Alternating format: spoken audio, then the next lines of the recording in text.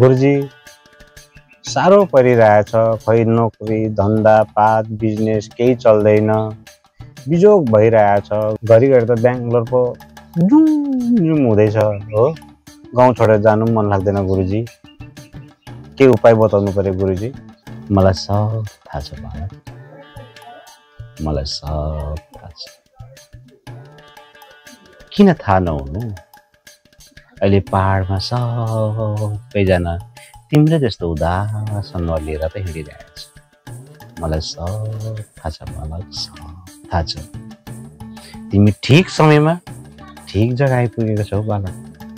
नोकरी हुन्छ कि भनेर टेट बसे, एक्जाम बल्ल बल्ल भएको, दिन रात पढे। अब चाहिँ नोकरी हुन्छ होला भनेर आशा गरेको थिएँ, खोइ रिजल्टै आएन। आउँदैन, तर तिमीलाई आउँदैन जस्तो लाग्दैछ। रिजल्ट आइसक्यो बालक। हल कतिखेर चाहिँ आयो? बिजेपीले 2टा, बिजेपिएमले एउटा जित्यो। तिमीले थाहै पाएन। अब तिमीले त्यो पीडा बिर्सिनुपर्छ। फेसबुक चलाउँदै रिजल्ट पो आउँछ कि भन्दै हेर्दैछु, बिर्सिनै सकेको छुइनँ। इग्नोर गर बालक, इग्नोर। कसरी गर्नु गुरुजी इग्नोर? सकिन्छ नि। मन घिसिङले आफ्नै पार्टी त इग्नोर गरिरहेछ, त्यसरी गरिरह्यो तिमी बालक। त्यो पनि हो। त्यसपछि के गर्यो? घर चलाउँछु भनेर होमस्टे खोल्यो होइन? हो गुरुजी, होमस्टे पनि खोले। चल्यो बालक? चलेन नि, एउटै त चलेन। चलेन होइन? घरकै छेउमा मधेसको ल्याएर ठुलो होमस्टे खोलिदिए है। हो, पर्यटक जति सबै उसको होमस्टेमा। गाउँको बाँकी खाने केटाहरू मात्रै तिम्रो होटलमा आए होइन बालक? बाँकी खाएरै हत्तु पार्यो। कोही कोही बेला मधेसतिरको टुरिस्टहरू आयो, तर लड्की मिलेगा भन्नेहरू मात्रै आयो होइन बालक? त्यति साह्रो पनि कहाँ गर्नु दिनु त गुरुजी? मनले सकिन नि, गर्दैनौँ हामी त्यो। मलाई सब चलेन नि होइन? बेचिदिउ नि होइन त्यो होमस्टे? बेचिदियो नि गुरुजी। त्यो पनि थाहा छ बालक। कसलाई बेच्यौ त्यो पनि थाहा छ। कसलाई बेच्यौ भन त? तपाईँ त सब अन्तर्यामी हुनुहुन्छ, तपाईँलाई थाहा छ गुरुजी। होइन, अडियन्सलाई पनि भनिदेऊ न। के भन्नु, त्यही पल्लोपट्टिको मधेसको ठुलो होमस्टे खोल्नलाई नै बेचिदियो जमिन। मलाई सब थाहा छ, तिमी ठिक जग्गा आइपुग्यौ। तपाईँ त सब जान्नुहुन्छ गुरुजी, सब जान्नुहुन्छ, सब बुझ्नुहुन्छ। बुद्धिजीवी नै हो नि तपाईँ। के हेरे बालक? बुद्धिजीवी हेरे बालक? लातालिदिउँ बालक? लातारी दिन्छु भन्दै हात पो देखाउनु भयो त गुरुजी। ए, मैले हात देखाएर लातालिदिउँ भन्दा गल्ती भयो है बालक? गान्धीवादी आन्दोलन भन्दै अपोजिसन डुङ पुर्दा गल्ती भएन है बालक?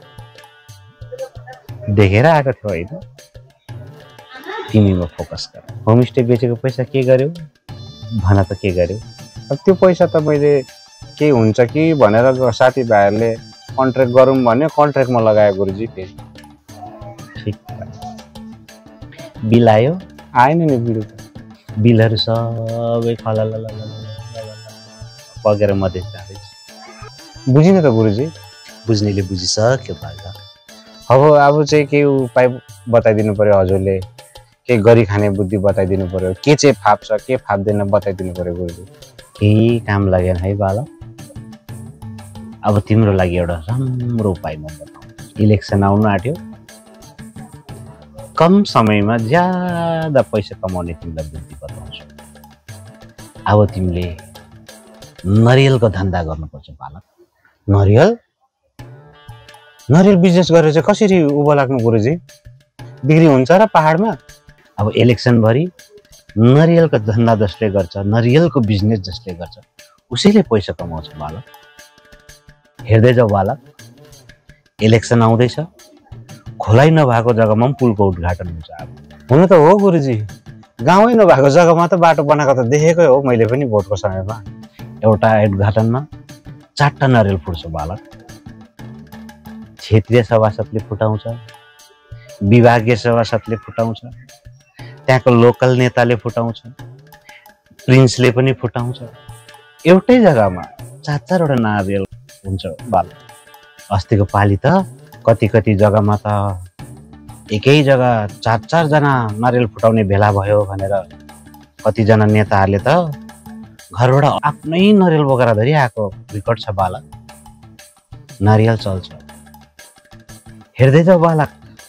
रुलिङ पार्टी त रुलिङ पार्टी, अब बिस्तारै अपोजिसन धरि नारियल फुटाउनु तम्सिन्छ बालक।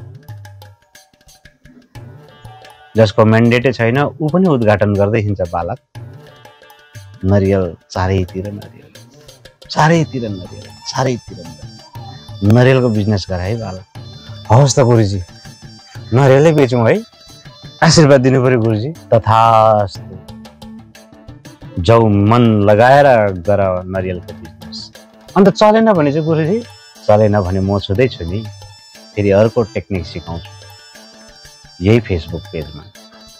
ढोके है गुरुजी।